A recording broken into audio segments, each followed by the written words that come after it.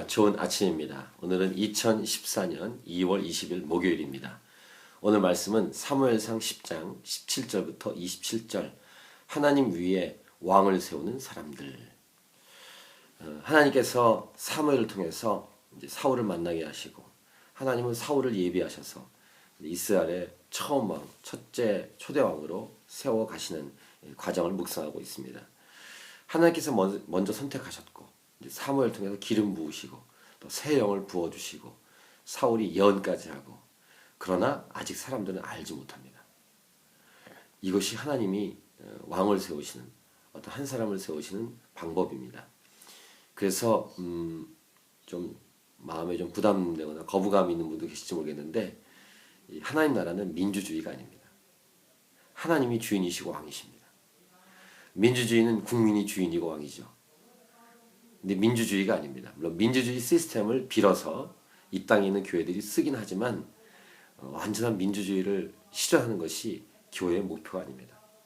하나님 나라는 하나님이 왕이신, 하나님이 주인이신 그런 나라입니다. 그래서 주인이신 하나님께서 사울을 먼저 선택하시고 뽑으시고 기름 붓게 하신 다음에 그 다음에 사람들 앞에 사울을 세워가시는 방법, 이런 순서, 이런 흐름을 오늘 이 말씀을 통해 보는 것입니다.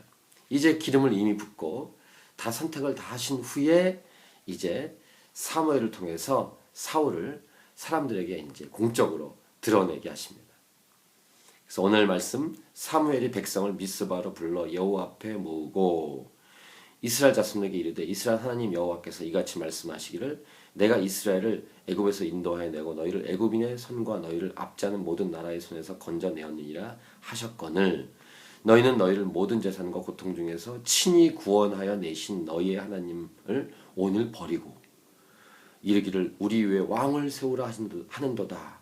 그런즉 이제 너희의 지파대로 1000명씩 여호와 앞에 나아오라 하고, 그러니까 왕을 세우는 것을 기뻐하지 않았다는 사실을 다시 언급하고, 하지만 너희의 말대로 왕을 세워주리라. 하지만 그 왕은 너희들이 투표해서 너희들의 뜻대로 왕을 세우는 게 아니다 라는 것이죠. 그것이 이제 이미 이틀 동안 보신 말씀 본문이었습니다. 하나님이 왕을 세우시고 이제 너희들의 손에 의해서 그 사람이 뽑히도록 하겠다. 이제 그런 것이 오늘 말씀 본문의 핵심입니다. 사무엘이 이에 이스라엘 모든 지파를 가까이 오게 하였더니 베냐민 지파가 뽑혔고, 베냐민 지파를 그들의 가족별로 가까이 오게 하였더니 마드리의 가족이 뽑혔고, 그 중에서 기스의 아들 사울이 뽑혔으나, 이렇게 기록을 합니다. 하나님이 하시는 방법입니다. 혹시 민주주의 이런 부분에 너무 집중하셔서 다 뽑아놓고 눈 가리고 아웅하냐 이렇게 부정적으로 말하는 사람이 혹시 있을지 모르겠어요. 이 방송을 보시는 분들은 그렇지 않으시겠지만, 근데 예수님을 믿는 것이 분명하다면 민주주의에 너무 도취되지 마십시오. 다수의 의견만이 옳은 것이 아닙니다.